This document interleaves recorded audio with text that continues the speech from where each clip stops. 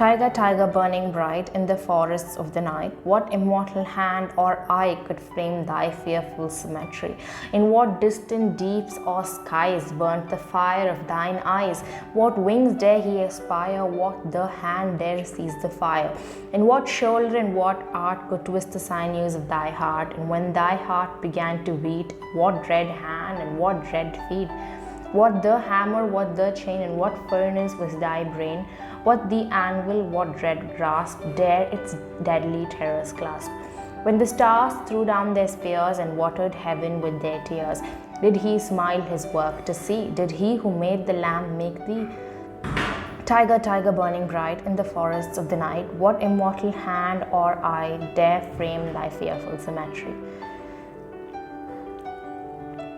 The Tyger is comfortably far from the typical purpose and ambience of a romantic poem, but like we've seen before, William Blake has no reservation in stepping out to prove a point.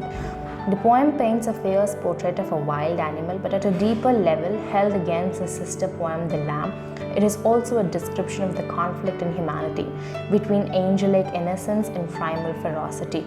At another level, it is an ode to a higher power or a creator. For the poet, the tiger in all its magnificence can only be the work of God.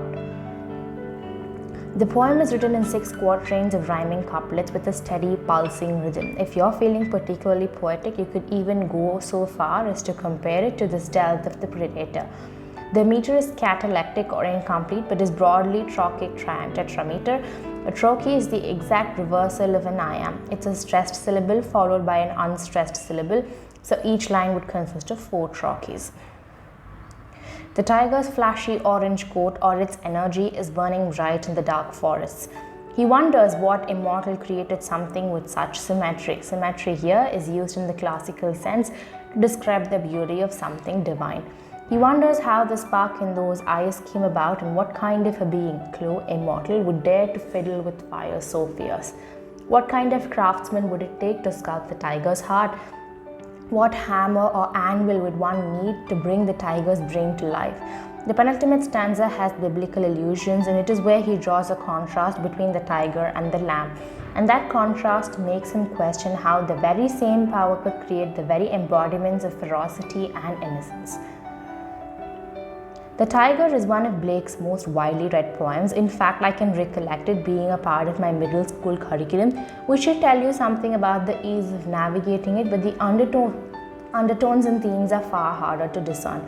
There are, of course, religious connotations, but at a deeper level, what if one interpreted it as an ode to the process of creation? Creation not just in the metaphysical sense, but more than just bringing something to life. The Tyger appears to describe it as a fearful and almost unknown process. That awe is accomplished by repeatedly raising rhetorical questions and the choice of vocabulary. Words like burning, sinews, terrors, and furnace are intended to have a violent effect. The first stanza of the poem has a song-like rhythm, which should explain why the poem itself has a place in collective memory.